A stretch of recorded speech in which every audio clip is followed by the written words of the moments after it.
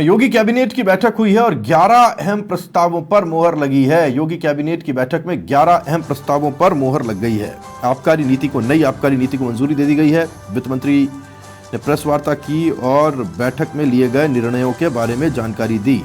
खास तौर पर एक बड़ी जानकारी ये है,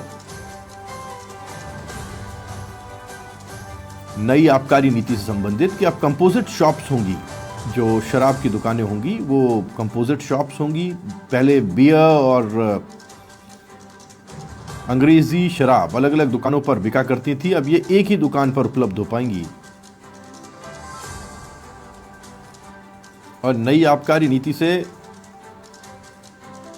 जो पियक्कड़ हैं उनकी जेब पर भी भार वजन अधिक पड़ने वाला है। इसके पीछे का कारण यह है कि नई आबकारी नीति में जो प्रावधान है उससे आप यानी जो शराब को पसंद करते हैं या पीते हैं उनके लिए शराब महंगी हो जाएगी। और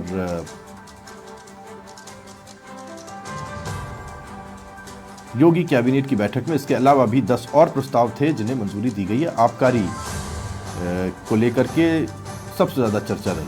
जय त्रिपाठी मेरे सहयोगी जुड़ गए, जानकारी उनसे लेते हैं। योगी कैबिनेट की बैठक में 11 प्रस्तावों को मंजूर किया गया है जय, और आबकारी नीति को मंजूरी दी गई है। अब शराब के लिए, बियर के लिए और अंग्रेजी शराब के लिए कोई इधर उधर ना भटके, इसका पूरा ख्याल रखते हुए कोशिश की गई है कि एक ही जगह दोनों तरह की शराब शराबियों को उपलब्ध हो जाए।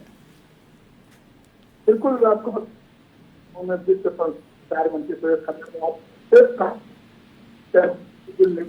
जानकारी देते हुए बताया कि प्रस्ताव चर्चा की गई 12 प्रस्ताव थे जिसमें कहते हैं इसमें एक को छोड़कर 11 को कैबिनेट आपको बता दें 11 राष्ट्रीय जल मार्ग घोषित किए गए, जिनमें तो उत्तर प्रदेश से गंगा यमुना तक कुल 11 राष्ट्रीय जल मार्ग मौजूद है। आपको बता दें जल परिवहन के जरिए मिलेगा सस्ता सुविधा देने को विचार होगी, उसमें भी कई चीजों पर ध्यान दिया जाएगा। प्राधिकरण के कार्य की परिक्रमा के लिए अगर आपको बात मोहर लगते हुए नजर आई, जल परिवहन को भी बढ़ावा देने के कहीं न कहीं मोहर लगती है। 3 लाटरी द्वारा अब शराब की दुकानों पर लाइसेंस जारी किया जाएगा, उस पर भी लगातार मोहर लगती है।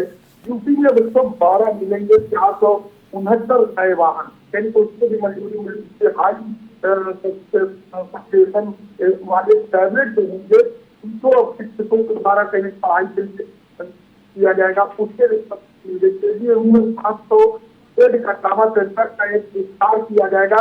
इससे आने वाले समय कॉम्प्लेक्स भी निर्माण कराया जाएगा। तो 11 साफ नजर आई। वही आपको बता दें कि जिस तरीके से चर्चा की जा रही थी उसमें लगातार शराब आबकारी को लेकर बड़ी चर्चा, उसमें काफी चर्चा के बाद अब निकल के आया 3 लाख द्वारा शराब दुकानों का लाइसेंस कर दिया जाएगा।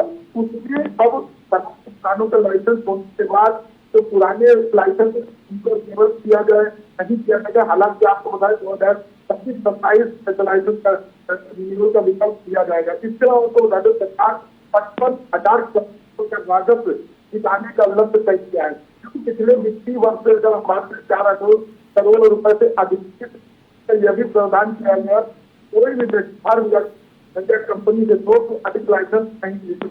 इसके अलावा अब विदेशी मदिरा 60 और 90 किलोमीटर से पैक में उपलब्ध होगा, जो पहले तक नहीं था। तो माने की जो आबकारी की बात की लाभ होगा, इन चीजों का ध्यान दिया जाए। और शराब की बात की जाए तो क्या होता था कि लोगों को अलग अलग के लिए अलग जाना पड़ता था, शराब करने के लिए अलग जाना पड़ता था, लेकिन अब एक ही छत से आपको उपलब्धि प्राप्त होगी। तो कहीं ना कहीं देखा जाए कल कैबिनेट की बैठक थी तो बैठक में ये मंजूर 12 प्रस्ताव से 13 पे कहीं मोहर लगी। अब ये जताई जा रही है जल्द ही इस पर कहीं ना कहीं कार्य होता हुआ नजर आएगा।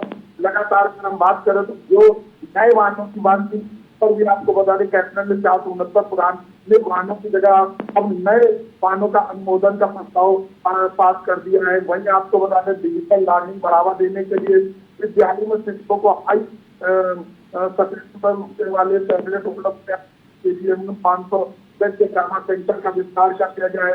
अब जो विस्तार का निर्णय लिया गया, वर्तमान में ट्रामा सेंटर विस्तार करते हैं 460 बेड से बढ़ाकर अब 1200 बेड कर दिए जाएंगे। आपको बता दें इसके साथ कॉम्प्लेक्स का भी निर्माण किया जाएगा, जिस पर 272 करोड़ 97 लाख राशि। इस निर्णय से एक तक नीचे किसी भी दुर्घटना में गंभीर रूप से घायल मरीजों को सुविधाएं उपलब्ध हो जाएगी। तो कहीं ना कहीं देखा जाए तो सरकार की जो कई कैबिनेट बैठक थी वो अहम बैठक थी। उस बैठक में जिससे प्रस्ताव जारी हो चुके हैं उससे कि जल्द ही इससे आने वाले समय में उसमें लोगों को लाभ होता हुआ अवश्य नजर आएगा। जी धन्यवाद जय आपका इस जानकारी के लिए।